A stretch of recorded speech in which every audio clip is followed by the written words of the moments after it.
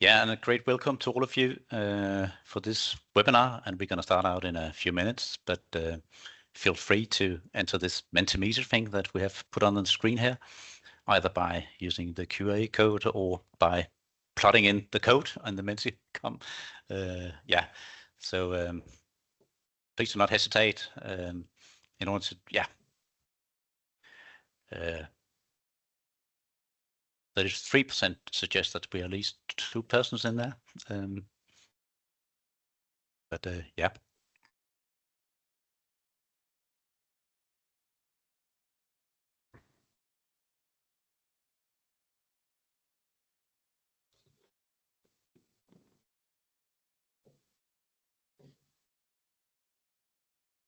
Yeah, and as people are getting in, I'm just going to say the same thing over and over again. So welcome to all of you, and we'll start in a few minutes. But please fill out this Mentimeter thing if you feel for it. It's really helpful for us to see where people are from. So yeah, don't hold back.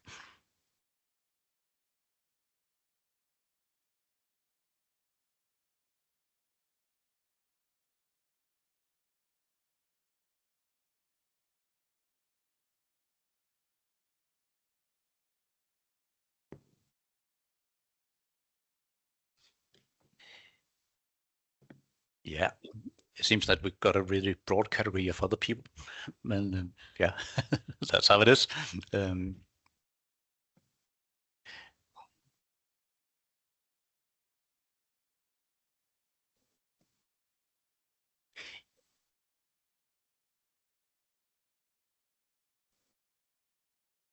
Yes, and still great welcome to all of you. We're going to start in 1 minute, so yeah, if you just arrived, join our Mentimeter.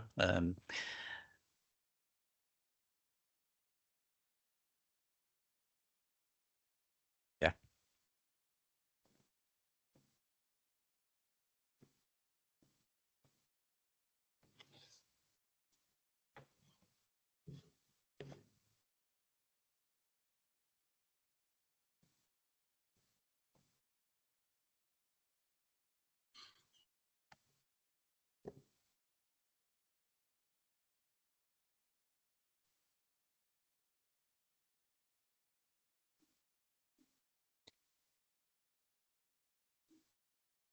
Yeah, I think we have to work on the finance part. Not a lot of people from there.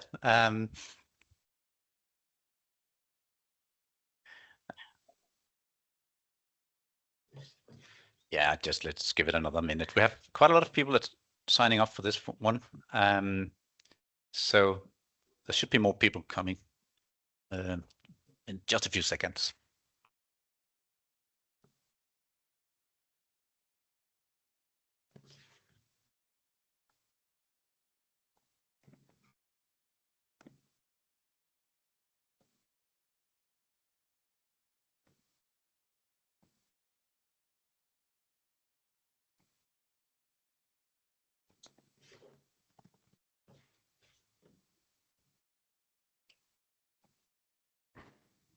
Okay, I think we'll get started with this Circular Buildings Coalition webinar for the next hour. Thank you so much for joining, all of you, including the people that will just enter the room as we speak. Yeah, well, so a very great welcome to this webinar on 4 circular building pathways towards 2050. And my name is Mikkel Thomasen, and I'm from Smith Innovation, and we have the pleasure of facilitating today's seminar. I will give a very short introduction to CBC in a minute, and then we'll get to the main presentation by Nico Schouten, who will take us through some of the findings from this report that this seminar is built on, a report that was released a couple of months ago and that we have the great pleasure of presenting for you here today. And after that, we'll move into a panel session with 3 other members from the CBC partner group, Alessia Santoro from the World Business Council for Sustainable Development, Max Russell from Arup, and finally Carolina Montano-Owen from the World Green Building Council.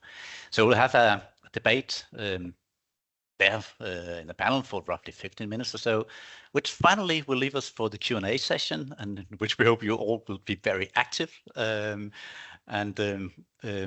If you have any questions during that, or also during the sessions before that, please leave a comment within the chat, and we'll get back to you when we get to that point.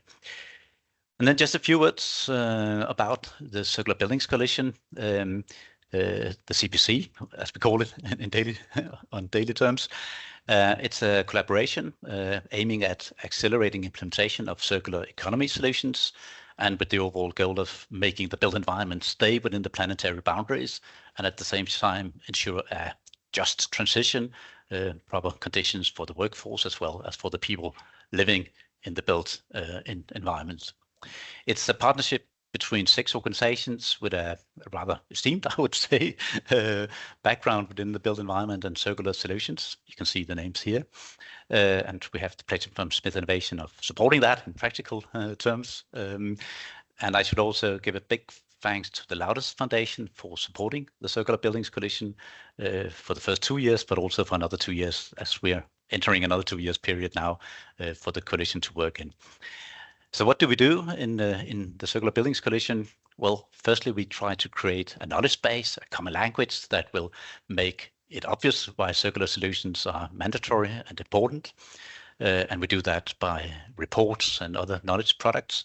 Secondly, we try also to raise the demand for circular solutions by supporting novel solutions that are very promising, but perhaps also have a hard time of getting into this quite a difficult industry, and we do that by the means of supporting so-called blueprint projects. And a very important part of this is to connect some of the front-runner organizations, some of them that really can suggest different ways of making construction more circular, connect these front-runner organizations with established high-impact access, so action really can take place. And by doing all this, we hope that we can address some of the existing and assumed systemic challenges towards a transition to a circular built environment. And hopefully by doing that, we can make a squared industry a bit less squared, and we can close the loop in an otherwise one-way ticket industry.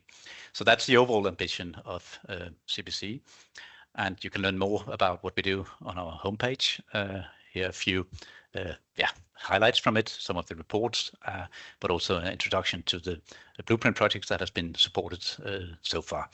A lot more to learn on the homepage. Please go and visit.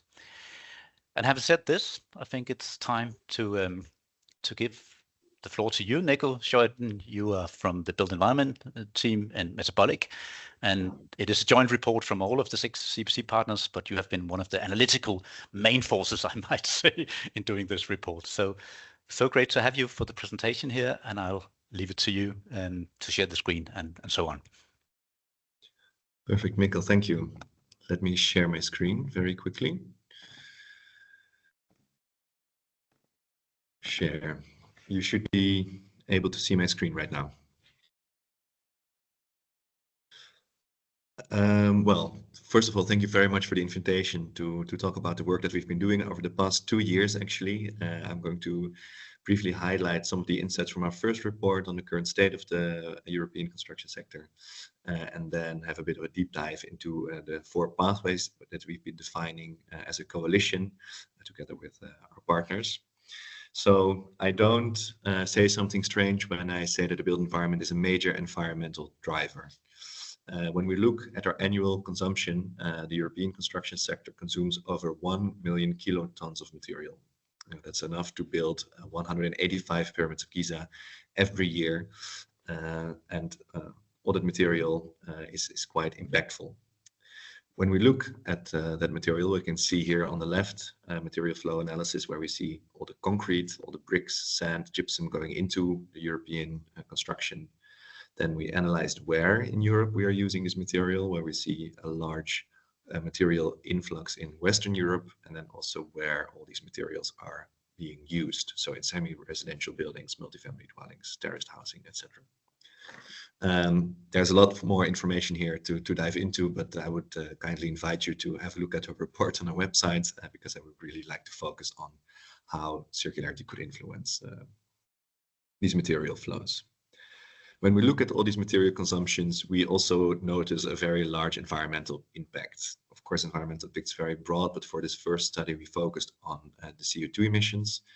And we analyzed that from now until 2050, if the European construction sector keeps building as they do now, we will emit roughly 7 gigatons of CO2 until 2050.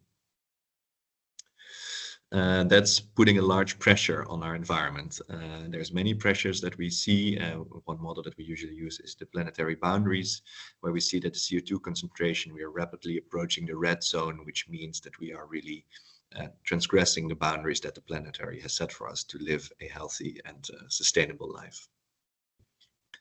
To put it more into context, we also had a look at when we are really crossing these planetary boundaries. And we calculated how much carbon budget the European construction sector would have before we pass the 1.5 degree scenario. And what we found is that if we keep constructing the way we're constructing now, we will pass that boundary in 2026. That's incredibly quick, especially if we understand that an average construction project takes easily 5 years. So the buildings that we're building now are already pushing us over that edge as we understand it. So we had a look at not just the 1.5 degree scenario, but also at the 1.7 scenario and the 2 degree scenario, which are all boundaries that are being that we are being advised to remain within according to the IPCC. And what we see is that if the way we construct right now doesn't change, we will cross the 2 degree scenario in 2033 already. That's also quite soon, especially if we understand again that the construction sector is such a large force within our European economy, and it's also a quite slow sector, but does still leave us a lot of space to move and really change the way we are constructing. So that's all the preface that we started with to work on our second report on the 4 circular pathways. And the question that we really asked ourselves is, what can we do to build on a construction or build a construction sector that remains within these planetary boundaries? How can we really shift the way we construct and have less environmental impact on our world?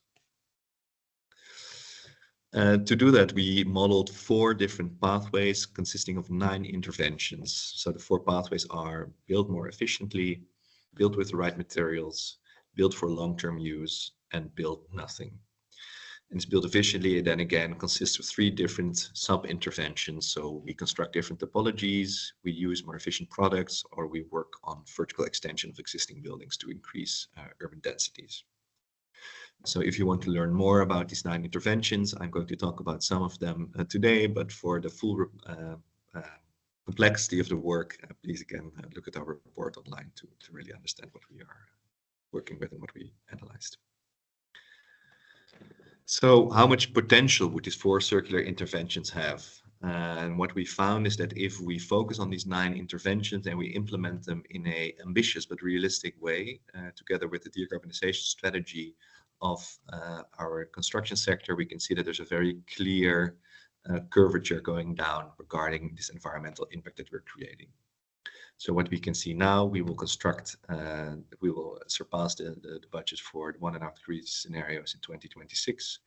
But if we implement these scenarios, we will push the deadline for the 2 degree scenario from 2033 to 2042, which is a delay of 9 years, which gives us an extra decade of time to really focus on much more sustainable interventions to really push that deadline back and curve that emission line lower even more.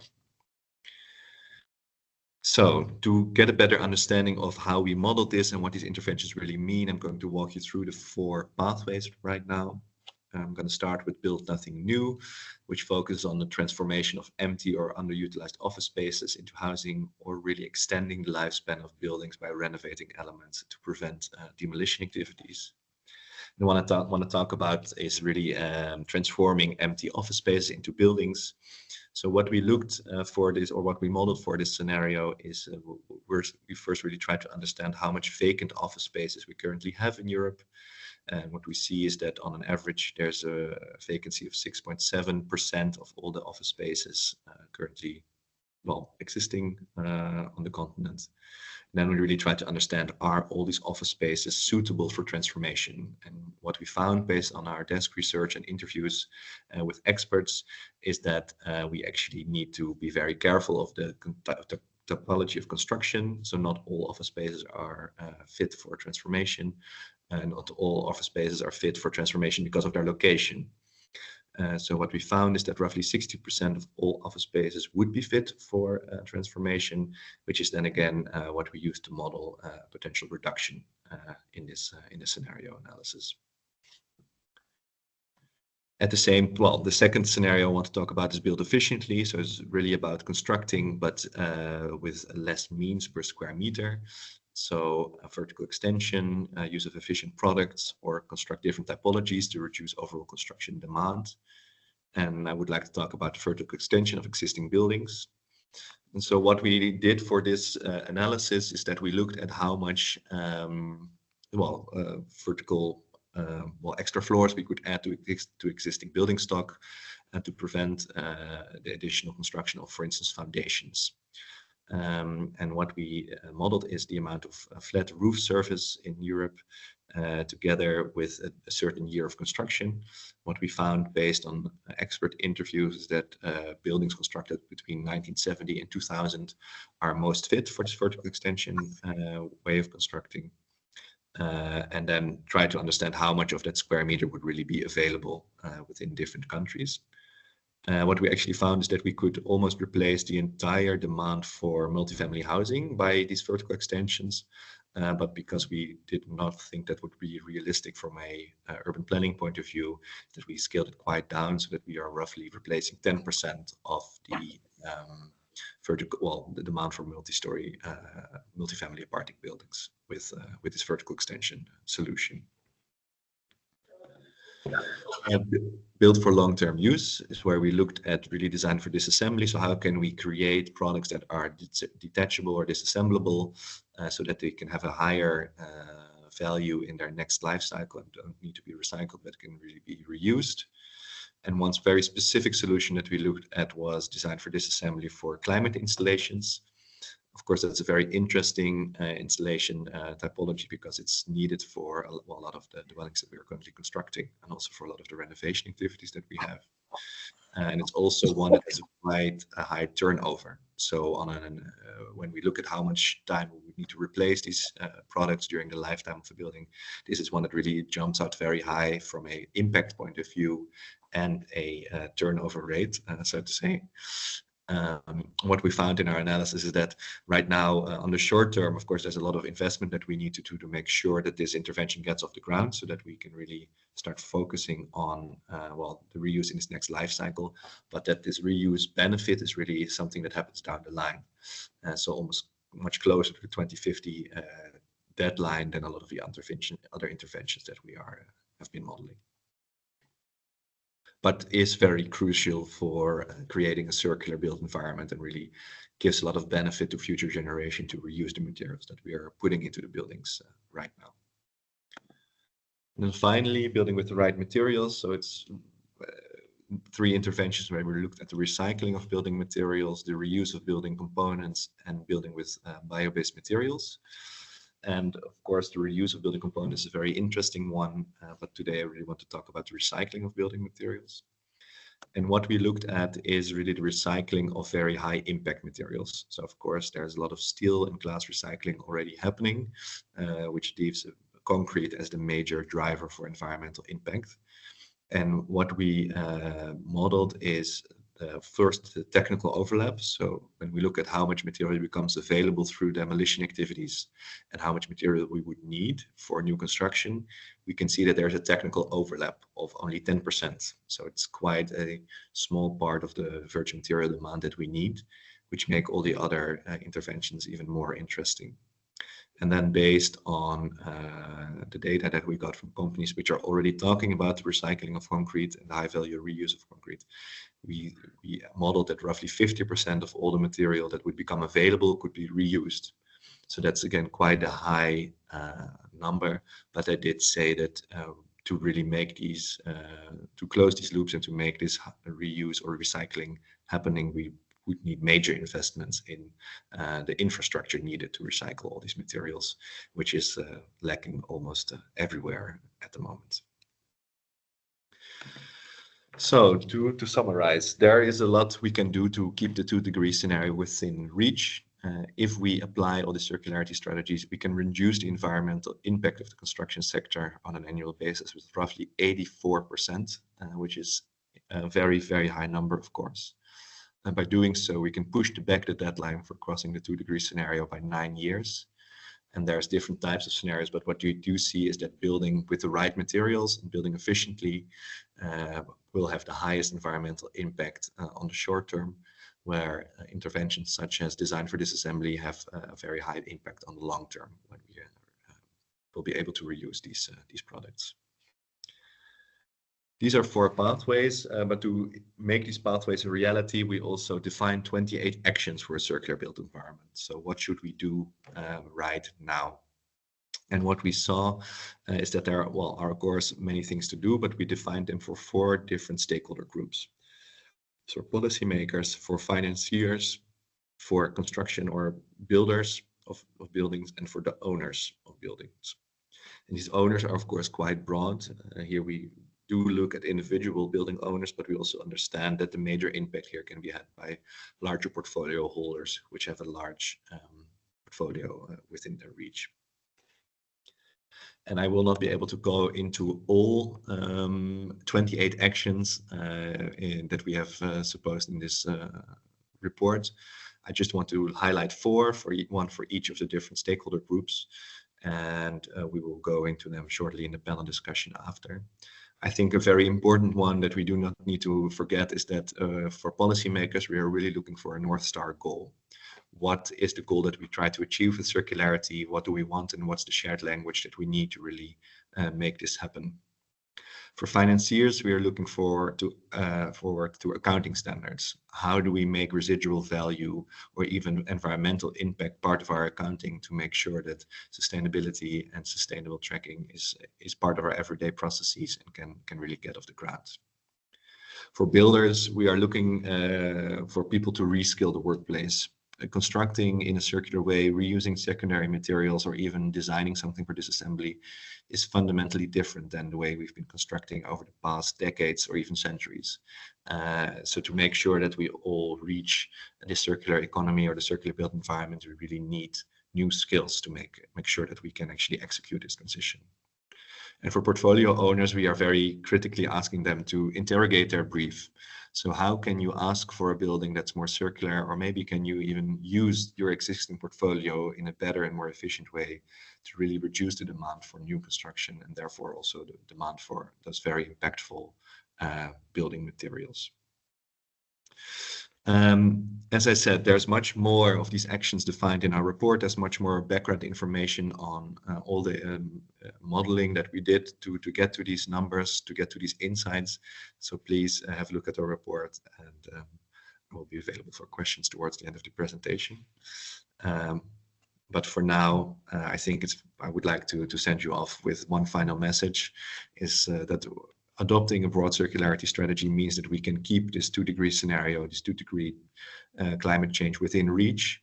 But we really need to think broader and also think about sufficiency measures to really reduce our environmental impact further.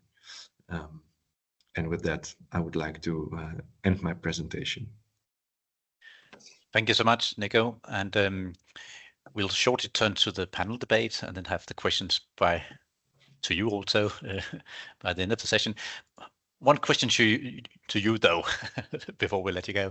I think it's quite important to understand that these 4 pathways, it's not one pathway or another. They can be combined in different ways. And in the report, you also describe when the various effects from the 4 different pathways will kick in, when will they have an impact. But could you elaborate a bit on which pathways to start with? I mean, is there a sequence to it, or will they all be simultaneously? There's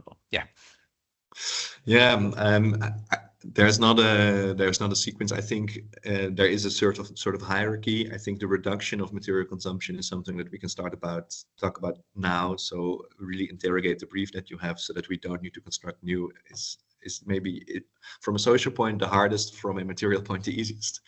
And then what we do see in the report and the modeling that we did is that a large part of the infrastructure to really make these different ways of constructing and different material usages possible is not yet prevalent. So we need this major investment to happen now to make sure that we can reuse these flows in the hopefully near future.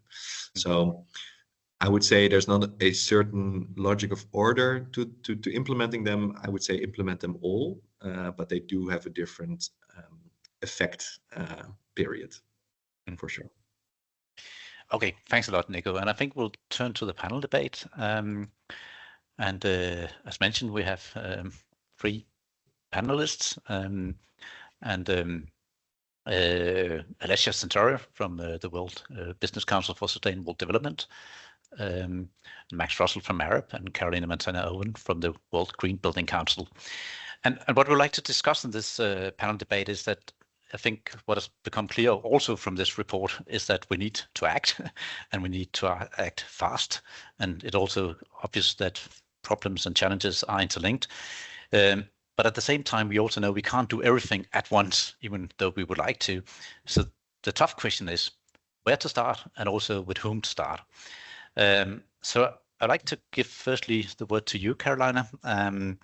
Which of these 28 action points do you see as the most promising opening move? And perhaps also, would you argue perhaps that the political level is the most important one to kick off with?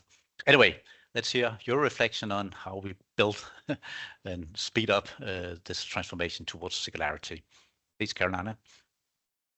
Thank you, Mikael. I hope you can hear me well. And I'd like to begin by thanking Metabolic and Nico, for the amazing presentation, but also for leading this work. I really think it's one of the key studies of the last few years, because for the first time, it has given us a quantitative estimation of what is the contribution of the circularity strategies at a regional level. And it couldn't come at a better time. Last year, perhaps you all are aware that the Buildings Breakthrough was launched with the leadership of the French and the Moroccan government at a COP in Dubai. And this is going to outline the pathway for the building sector to have a strong contribution to reducing our emissions. And just to remember, we are just in 2025, so that means that we have 5 years to show our accountability for the first milestones on reducing emissions. So 2030 is just around the corner, and that means that we need to act faster, but also start showing what is it that we're doing. And this report is just giving us an initial or quantitative proof of what we can do and how circularity is so important. And coming back to your question, I think there is a key priority on build, nurturing, or prioritizing retrofit. So for the Buildings Breakthrough, the global ABC created this group of experts that is giving recommendations on how to shape the building breakthrough. And we are part of it. So WBCSD, the WorldGBC, and we are carrying the voice of the Circular Building Coalition. And this group presented 10 recommendations, in which there are 3 on circularity. And the first one is prioritizing retrofit because of the context we have in Europe. So most of the built environment is already built, and we just need to improve our current constructions. And that means, of course, improving in energy efficiency, but also make sure that they are going to be resilient for the next, not only few years, but hopefully decades. So I think there is a great opportunity in a need to prioritize retrofitting. Actually, there are some studies that say that we should be renovating around 3% of the building stock, and we are barely at 1%. So I think this is going to move very fast. And if we look also at the Green Deal, there are many initiatives that the Green Deal is trying to move the building sector faster, and there are many initiatives that are calling for renovation, including the taxonomy, including the initiatives that are looking into material as well. So I think this is gonna go back to the local level, with national entities are gonna start making their roadmaps more robust and probably prioritizing those interventions. And we're going to see the NDCs incorporating these measures on circularity, but perhaps especially on prioritizing retrofitting, but also on material efficiency. So yes, thank you very much. And yeah, over to you, Mikel. Thank you a lot, Carolina. And just before we go on to retrofitting and build nothing, I guess is what you really bring to the fore as an important strategy for Europe. How about the global south? I mean, what would be the situation in these places? Because I mean, you are a global green building council, so you work in various places, and not only in the EU region. Thank you, Miguel. Yes, for asking that. And yes, we presented that at the Climate Forum this year, because yes, as you can imagine, the different regions have different focuses, and we have seen that in Global South there is a big focus on materials because of several reasons. First, because they need to be they are looking to be more efficient in terms of how they use their local resources, and of course supporting the local economies, but also looking into waste.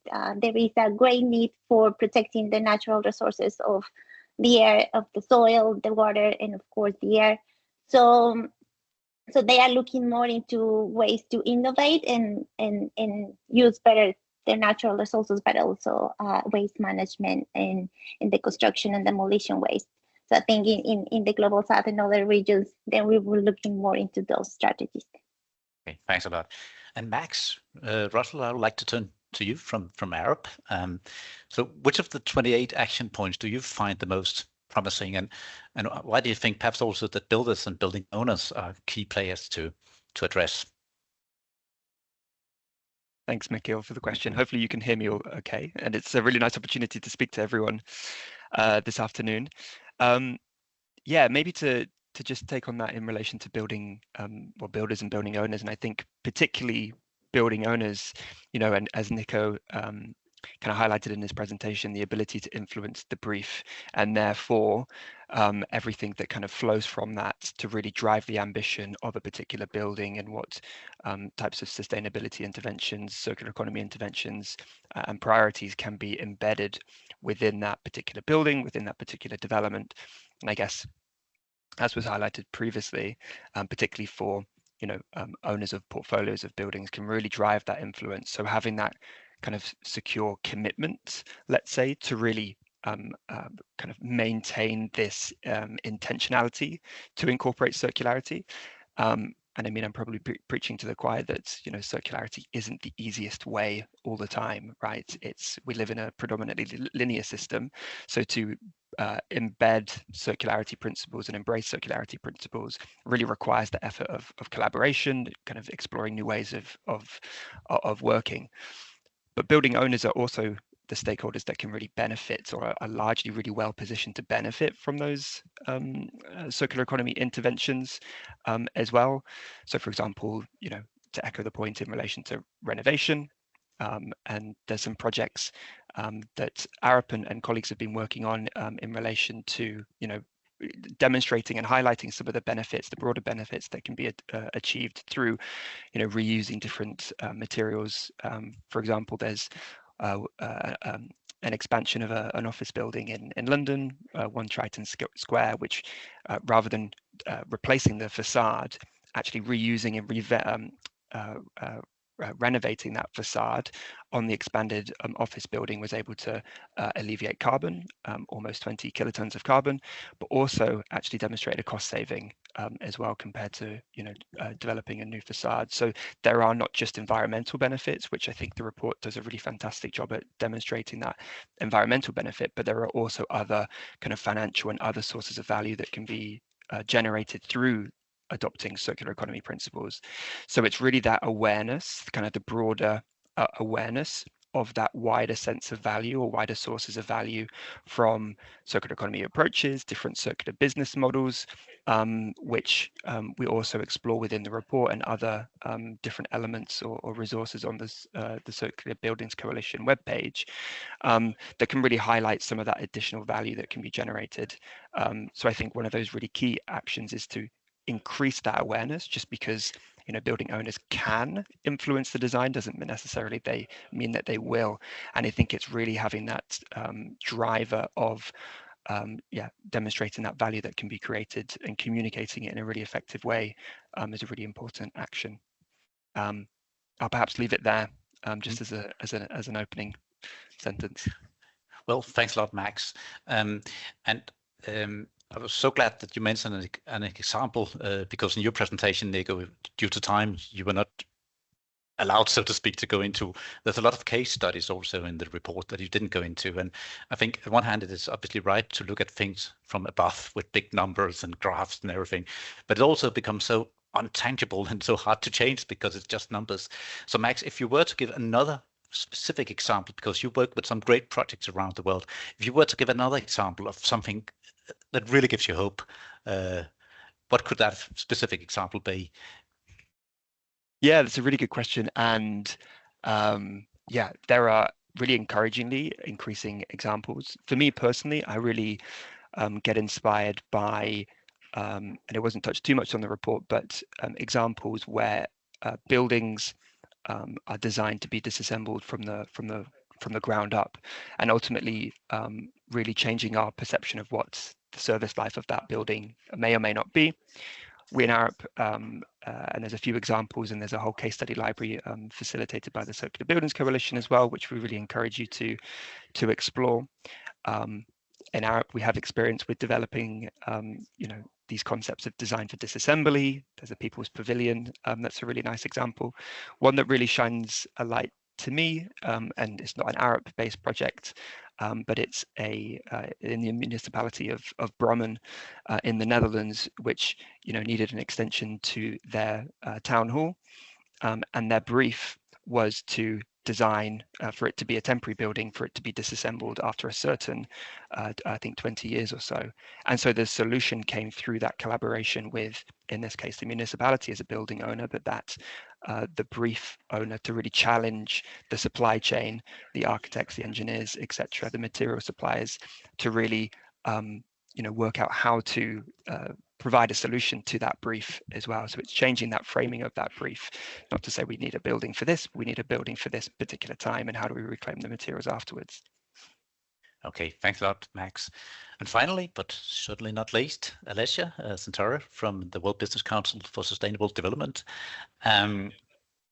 Which of the action points do you consider to be the most important, and where to start, and perhaps also why finance is an important aspect to include? Please, Alessia. Thanks, Mikkel, for having us. I hope you can hear me well, because I have some trouble with microphone. So I must highlight that I kind of work all the time with Carolina, Max, their type of project. With them, we're also collaborating the global ABC work, the data breakthrough, and so on. So I must say that I align most with what they are saying. I totally agree, but from my point of view, since I have access to the business side, let's say I get to collaborate with a lot of stakeholders of the value chain, I'm aware of the fact that most of the action that we are mentioning in the report are quite by now used. There is kind of investing, there is studying, technology being applied. But what I can see that is missing for the circular economy is the part that regards set industry supported North Star. At the moment, WBCSD, just to bring an example, is working on developing a framework that can measure the circularity of buildings. And we have been hosting different workshops with different stakeholders from the value chain, and everybody agrees that there is the need of measuring to understand where we are going. But the question is where we are actually going. Where do we need to go? What is the point? Why we're doing that? So when I'm hearing the stakeholders from the built environment, I hear the need of getting us a target fixed, let's say, to understand how we can actually face the triple climate crisis. There is a lot of study going on when it comes to circular economy. A lot of stakeholders are taking the methods in their hands, and this is actually creating more fragmentation. And at some point, we will not be able to compare apple with pears. So we need to do apple with apples. So I think this is a must thing that has to happen for the built environment if we want actually to implement circular economy as a solution to decarbonize the sector. I think finance is a critical enabler and a catalyst for transition for the market. Like, if we don't invest in technology, in research, in anything that regards circularity, we can't create the shift that the market needs to pass from linear into circular. And therefore, the action from the finance is important. And if the finance sector can drive the market, the stakeholder can think, they can understand that circularity is not a risk anymore. It's something that has to become business as usual. And that will help also set the mind that it's not a risk, so we need to go for it. And at some point, it will show that it's not an ethical choice anymore, but it's a financial and economical viable solution. And also, it's important that we create finance sector has to be involved in the whole value chain, not only one segment. Because if we are investing, for example, in reusing material components, so on, but we are not making possible for the stakeholders to use specific reused material when it comes to policy, when it comes to availability of material, we will not have the demand for that to be used, and therefore that will be, let's say, a waste of money, but also a waste of material. Yeah, and thanks a lot. And I think what you also touch upon is what you also touch upon, Max, that this trade-off that can be between the environmental considerations and financial aspects. And in the report, Nico, I mean, you look at the environmental effects and not the financial ones. And I think it's very interesting, Alessia, that you point out that that this circularity aspect is moving from an ethical choice towards a financial viable choice, and it's not about taking risk by being circular, it's about reducing risk by being circular. And would you have, because you work in different industries and you also work on a global scale, would you have any example of someone you think really were good at combining reducing the environmental load and also making financially a good business case, so to speak? Yeah, so I don't remember the name of the project, I apologize, but it's based in Madrid and it was led by Acciona. So basically, I think the name is Obu. I had the chance to visit it. And it was an old space, industrial space that was used to produce, I think it was steel, and it was kind of abandoned for a long time. And Acciona bought the building, and instead of taking apart, decided to retrofit it. They did it, retrofit it through the use of renewable energy. They reused material components that were taken from other projects. And they also built inside the building more levels through the use of wood that is certified as sustainable. And finally, they were actually, they spent a little more money, but in the end, they were able to put this building as an office space in the market, and everybody was crazy to have it because it was sustainable, had a lot of certification. It had also well-being certification. It was surrounded by garden and so on. So it was a great environment for people to work in, and they had a crazy list of stakeholders that wanted to rent the building, and the rent was not cheap. So this is, I think, it's kind of a really good example of how applying a circular economy model in business and project might be expensive, but in the end, it's actually taking back money to be easy. Well, quite a powerful example. One question to all of you before we turn to the open Q&A. I guess when you do an exercise like this, and the value of this report, as you was also mentioning, Carolina, is that it put numbers to the importance of circularity. And I guess, Nico, then when you do an exercise like this, you always look for things you could put numbers to, but then there are also strategies that you think could be very important, but just really difficult to crunch the data on.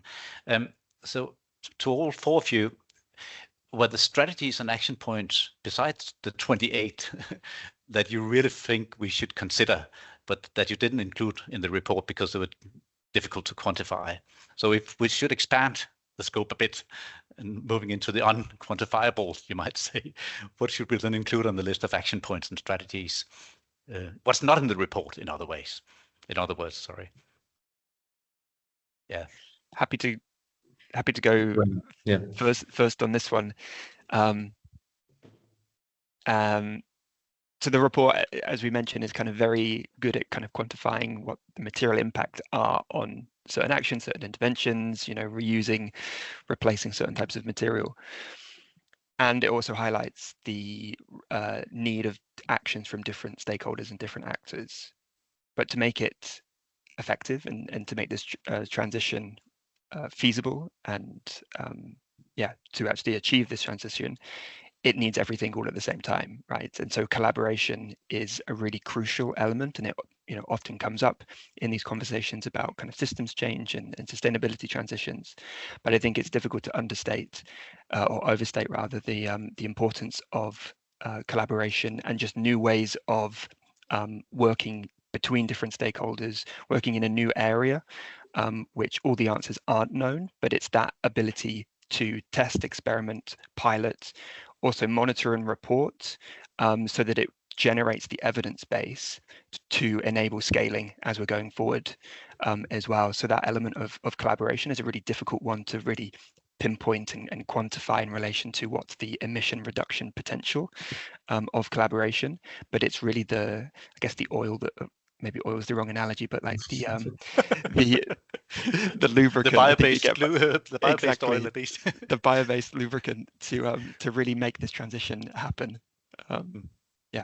So it should be experimental, but still data-based and informed. I think, Nico, you also raising your hand, or did I see?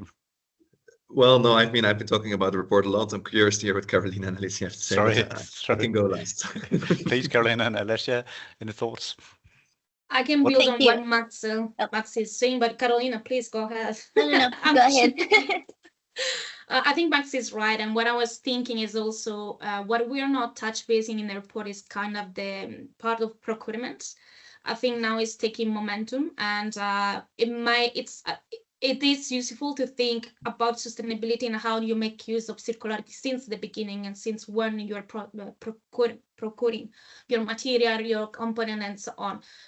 And that should be like stakeholders should be taken accountable for that. And I mean, if you want to get accountable, you need to be measured. So you need data, and it might be difficult because procurement can be public as private, so it becomes a bit complicated. But I think it's something that at some point should be actually put into account and consideration. Carolina? I like to highlight something that is in the report, but it's difficult to quantify, and that's something that definitely we all as CBC and organizations are going to expand on it, and it's the social risk. So when we put out this part of these sort of reports, we as global organizations give the global framework, like what are the recommendations that in general we see that we should move towards to. But of course, when this goes down to the local level, there are a lot of different contexts that we have to take into account. And this is my invitation for everybody to take a look at the part of the social risk, because Nico and Metabolic did an amazing job of looking at what are the potential risks, things that we are not considering and very difficult to quantify. And of course, if we look into those in the different regions, they're going to have a very different and high impact. Nico is agreeing with me. No, this perfectly aligns with my point, because what I wanted to say is I think there's a social aspect that we haven't looked at, both from a risk perspective, but also from how do we want to live together in the future. And I think the sufficiency measures that I mentioned in the end talk for a big part also about redistributing a lot of the square meters that we already have constructed. As Carolina also said, a big part of the buildings that will be there in 2050 we've already built. So how can we make better use of what we already have is a very social topic, but also something, a discussion that would be super interesting to have, but very hard to quantify. Yeah, but actually, yeah, the social aspect was another important contribution of this report that you didn't present due to time as well. Okay, thanks a lot to the panel. I think, or don't think, what we'll do now is turn to the panel, to the open Q&A. But before we do that, just to summarize the question on our side, we'd like to invite you for a short Mentimeter once again. And as we share the screen, just a second, we're going to ask you, with this very short presentation of the 4 different strategies, which one of them you will find the most important to pursue? I mean, they're all important, but is there anything in particular you stress as the most important thing? So please go and give an answer for this, and we'll just take questions another minute from now.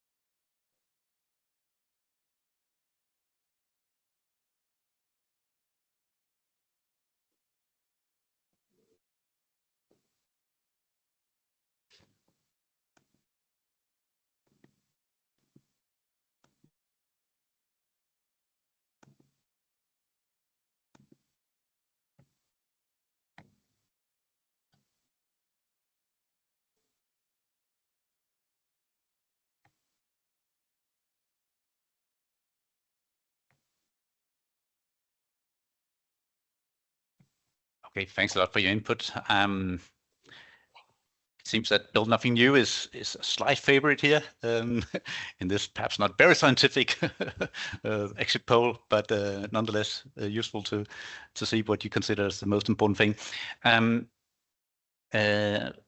We'll now turn to the question part, and I have a question from Thomas Kowalski. Actually, it seems that given that we're not too many people having questions, I think actually I will invite you, Thomas, to put on the mic and raise the question, if that's okay with you, Thomas. Hello, everyone. Hello. Can you hear me? Hello. Yeah. Perfect. I have the question to the material that we can use again, because mainly I'm from construction department, and I am involved in the new construction, and before we accept any material, we have to receive from the supplier technical sheet with the information about the parameters. And in the case we are using material from another house or building, and we want to use it again, who will confirm the technical parameters of this material? For example, steel beams or something like that. Thank you. Yeah, a rather technical building question. I don't know, Max, if you would like to go for that, or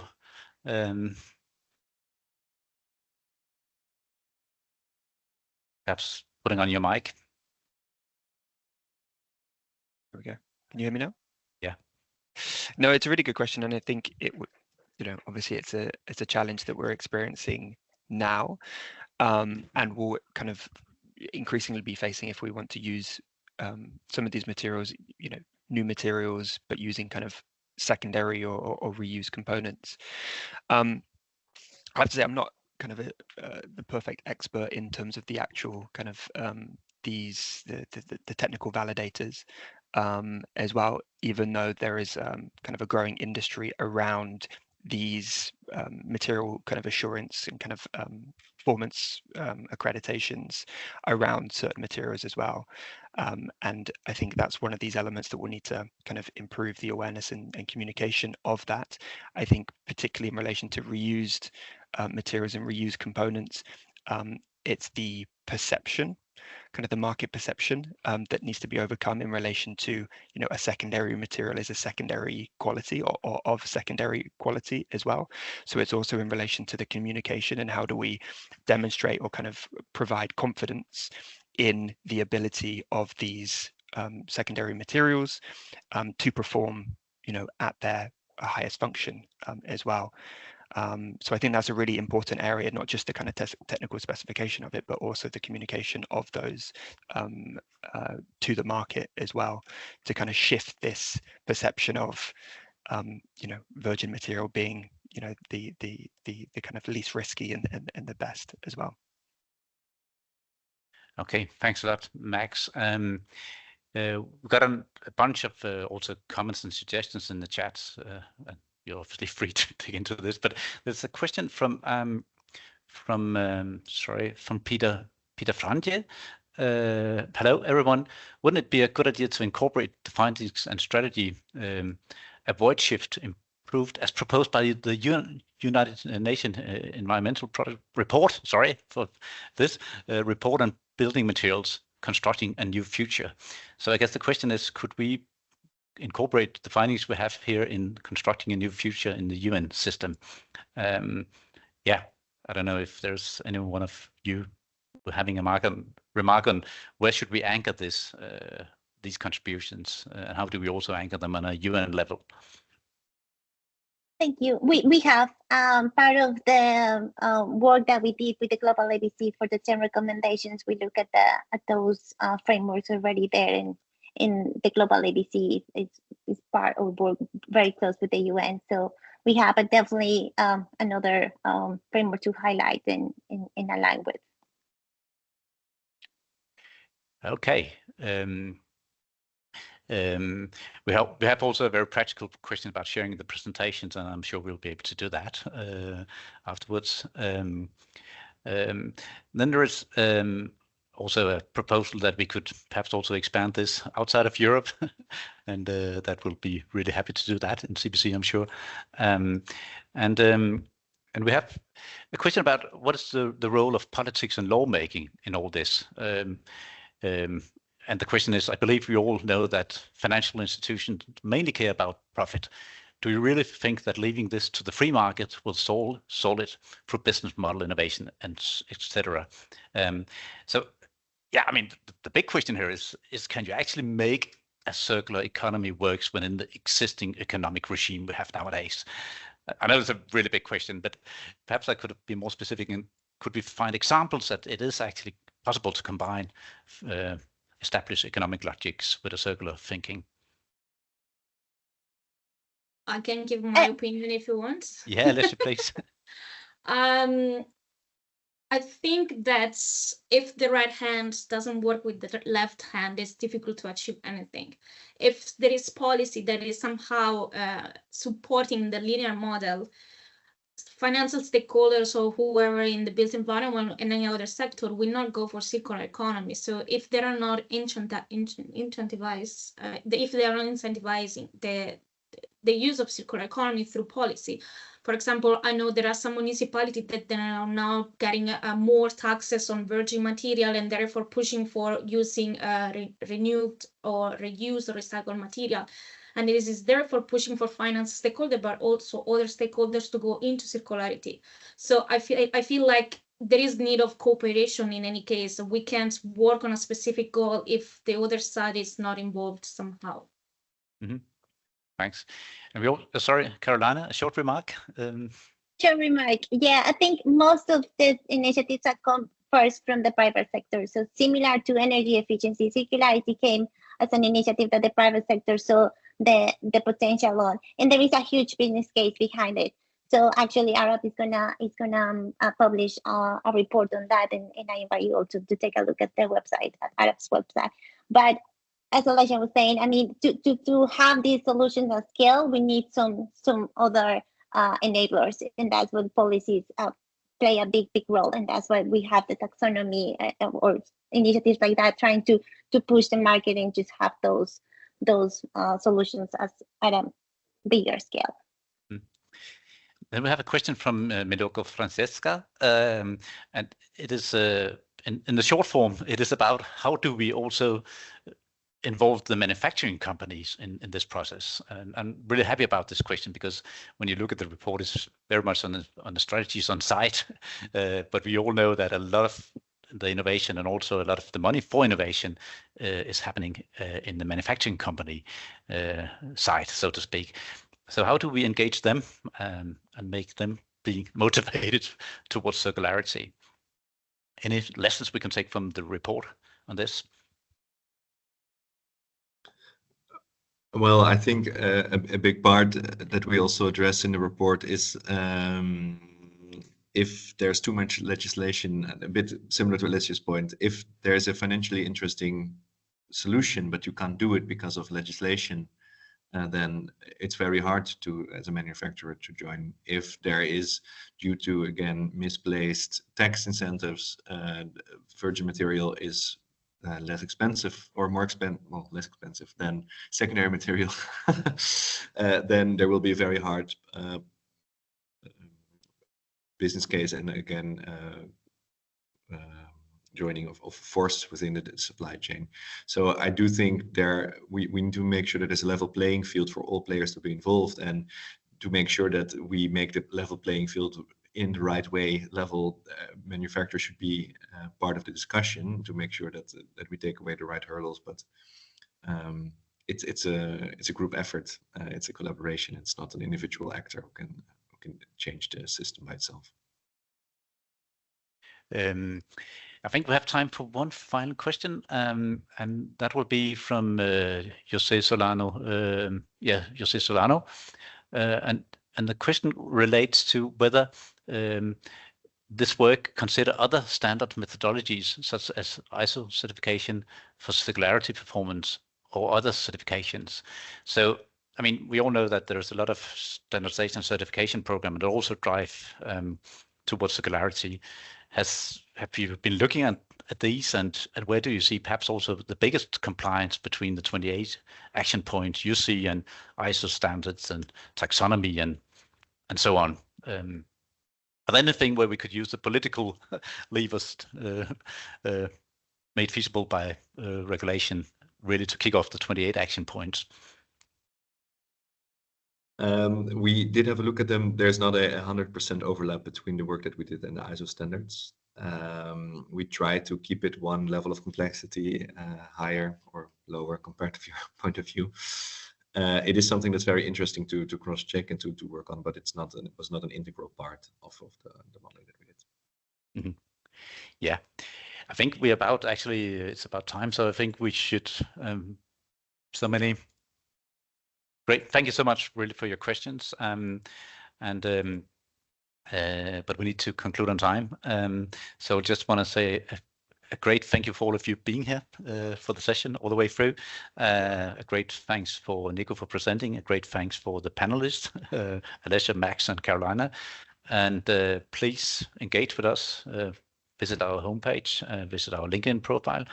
And this is the first, but certainly not the last webinar we'll be doing. So yeah, please watch out, and hopefully see you for coming sessions as well. So thanks a lot.